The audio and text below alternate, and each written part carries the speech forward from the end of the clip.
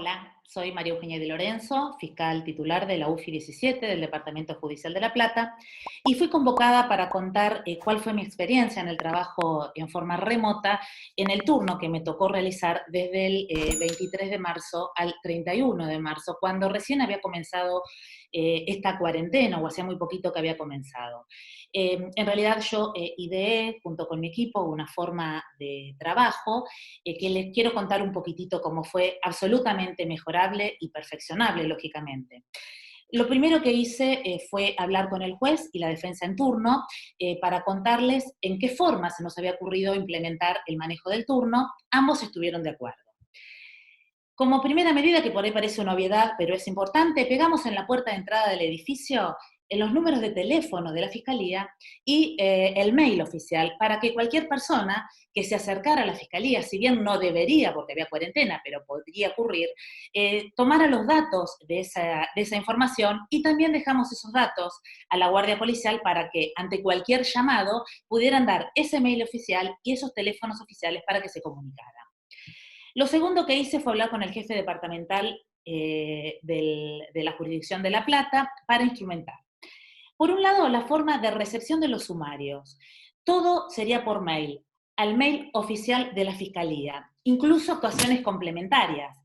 Y en este caso evaluamos la posibilidad de que no pudieran hacerlo vía mail, porque quizás el oficial de servicio que se encontraba de turno no encontraba la forma de hacerlo, no sabía, o no había wifi. Por lo tanto, se autorizó que sacaran fotos de la causa respetando la foliatura y la reenviaran por WhatsApp a mi teléfono vía WhatsApp, y una empleada de la Fiscalía se encargaba de pasar esto al mail.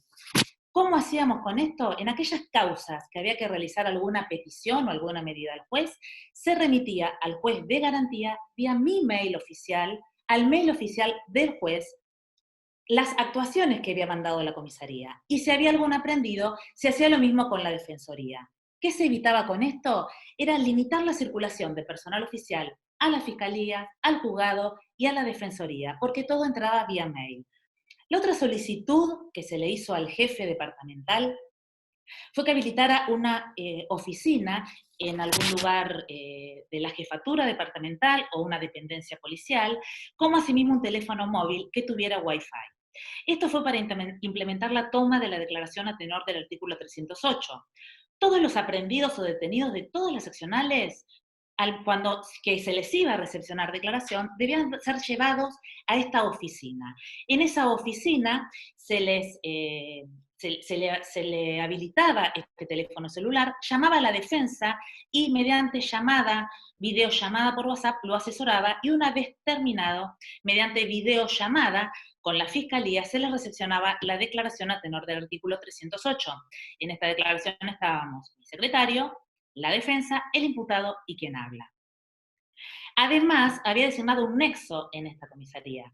Ese nexo era quien nos comunicaba cuándo el detenido llegaba, cuándo ingresaba a la salita, a esta oficina, perdón, y de esta forma íbamos conectando los tiempos para poder realizar la videollamada de la defensa para asesorar y la videollamada de la Fiscalía para tomar 308. Claramente todo esto se dejaba constancia en la videollamada de la aceptación de todas las partes. Mientras tanto, mi secretario o el funcionario que estaba tomando esa declaración labraba el acta desde su computadora. Una vez realizaba el acto, que se le recibía declaración, se labraba el acta, se firmaba por token con mi firma, y la firma del secretario, se le remitía a la comisaría y la comisaría la imprimía, y antes de irse el imputado de autos firmaba esta declaración.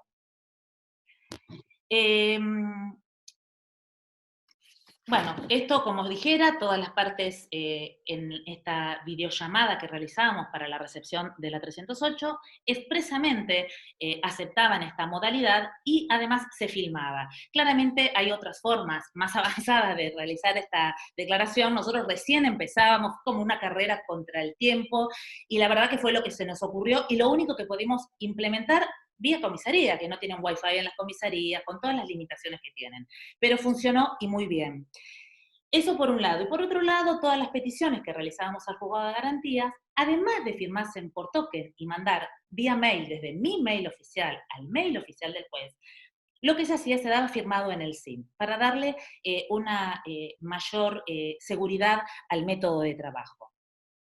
También se le pasaba de esta forma a la defensa, todo firmado por token y de mail oficial a mail oficial. Las medidas que disponía el juez, se hacían restricciones, allanamientos, detenciones, nos la remitía a nosotros de la misma forma, firmadas por token, vía mail a mi mail oficial, y nosotros se las remitíamos a las comisarías para que la cumplimenten, y las comisarías también vía mail nos daban la respuesta de cuál era el resultado. Teníamos dos claves, nivel A, una la tenía un empleado de la mesa de entrada, otra la tenían algún funcionario, secretario o instructores. Todos trabajamos desde nuestra casa, todos.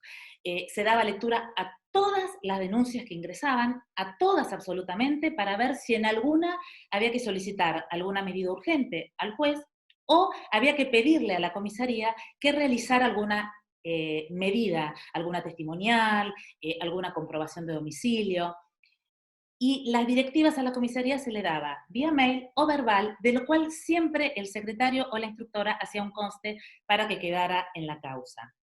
Era importante, es muy importante leer esto, leer todas las denuncias para evaluar la importancia que tenía cada una, medidas urgentes y también si había violencia de género, porque fueron las causas que en mayor cantidad tuvimos, con lo cual se tomaban las medidas urgentes que había que tomar y se le pedían además a los juzgados las medidas urgentes para poder resguardar a las víctimas y además poder incorporarnos al registro de violencia intrafamiliar creado al efecto.